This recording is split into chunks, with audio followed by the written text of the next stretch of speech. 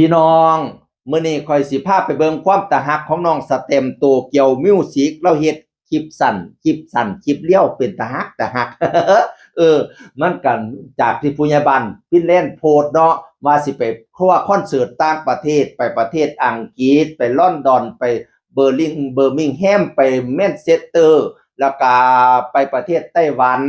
แล้วก็มีสหรัฐอเมริกาโทรมาพร้อมแล้วก็เลยมาเฮ็ดคลิปสั้นๆว่ามื้อนี้ไปคอนเสิร์ตอยู่ซุมแพเห็นบอสโพสต์ว่าสิได้ไปต่างประเทศข่อยสิมีวาสนาไปนำเพิ่นบ่ล่ะพี่น้องเมียงนอกน่ะข่อยมาอยากไปแท้ว่าซั่น สิมีวาสนาได้ไปบ่น้อว่าซั่นเราก็เว้าตาฮักของเราล่ะพี่น้องเอ๋ยบัดนี้ก็มีคนมาคอมเมนต์ว่าบอสให้สแตมป์ไปนำแน่ผู้ใหญ่บ้านให้สแตมป์ไปนำแน่ ประมาณนี้คนก็เสียอยากให้เราไปพี่น้องเอ๋ยเราก็เลยเฝ้ามาเม้นยันศิลปินผู้อื่นเพิ่นเข้าใจผิดก็บ่จักเราก็เลยมาเม้นว่าหนูบ่ได้อะไรนะคะให้ได้ไปก็ยินดีและดีใจด้วยหมดเลยถือว่าเป็นหน้าเป็นตาให้พวกเราขอกไกลหน่อยคลิปนี้หนูสิซื้อถึงว่าวันนี้หนูไปงานที่ไหนและวันนี้บอสโพสอะไรแค่นั้นเลยค่ะหนูบ่ได้มีเจตนาที่บ่ดีอะไรเลยนะคะเราก็สิเจตนาสนุกสนานตามภาษาเราละเฮ็ดคลิปเลี้ยวคลิปสั้นตามภาษาล่ะพี่น้อง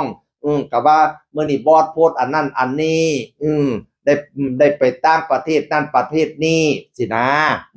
โอ้ยความจริงเขาก็อยากให้เราได้ไปอยู่ได้น้องสเต็มน่ะตาฮักพี่น้องแสดงก็ดีเอนเตอร์เทนก็ม่วนก็การได้ไปลังบ่ได้ไปลังเที่ยขึ้นกับ FC ต่างประเทศขึ้นกับผู้จ้างพร้อมผู้จ้างระบุแน่ว่าให้น้องสเต็มไปพร้อม น้องสเต็มตาฮักก็ยังว่าไปตรงว่า3ประเทศโอ้ยสิได้ไปบ่เนาะอีหล่าเอ้ยขอให้ได้ไปน้ำเพิ่นจักประเทศเด้อน้องสเต็มโตเกียวมิวสิกแล้วข่อยมาเห็นโพสต์อีกโพสต์นึงโพสต์นี่ก็ตาฮักระหว่างสิล่ะพี่น้องการที่เรารักหรือชื่นชอบศิลปินของตัวเองเราไม่จำเป็นต้องไปพาดพิงถึงคนอื่นหรือพูดให้คนอื่นดูแย่ลงเพื่อให้คนที่ตัวเองชื่นชอบดูสูงขึ้นรักอย่างมีขอบเขตรักอย่างมีสตินะคะศิลปินเขารักกันดีอย่ายุยงให้เขาทะเลาะกันเลยรัก FC ทุกคนเช่นกันค่ะด้วยความปรารถนาดีเฮาฮักศิลปินชื่นชอบศิลปินผู้ใดเฮาก็ไปย่อปอบปั้นผู้นั้นบ่จำเป็นต้องไปพาดพิงถึงผู้อื่นแล้วก็เว้าให้ผู้อื่นต่ำลงเพื่อให้ศิลปินคนที่เฮาฮักนั้นสูงขึ้นเพราะว่าศิลปิน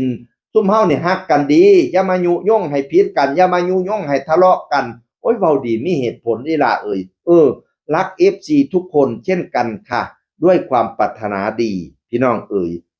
หลายคนก็เข้ามาเม้นว่ารักทุกคนค่ะรักกันค่ะแล้วก็เลยมาเม้นของเจ้าของว่าอย่าทำให้พวกเราลำบากใจเลยพวกเราทุกคนรักกันดีมากๆว่าซั่นว่า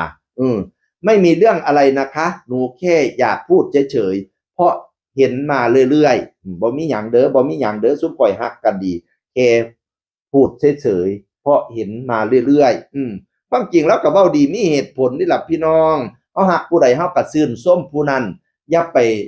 พาดพิงถึงศิลปินผู้อื่นแล้วก็เว้าให้ศิลปินผู้อื่นน่ะต่ำลงเพื่อให้ศิลปินเจ้าของสูงขึ้นโอ้ขอละว่าเว้าดีกดไลค์ให้ 8,000 เที่ย มื้อนี้มาเว้าความตาฮักของน้องสเต็มโตเกียวมิวสิกFC ต่างประเทศเอ้ยระบุมาให้แน่เด้อระบุว่าให้น้องสเต็มไปด้วยว่าสิเด้อ ข้อยอยากให้เราไปได้ไปต่างประเทศจากเสียงอื่นคนเก่ามาเว้าสู่ฟังสวัสดีครับ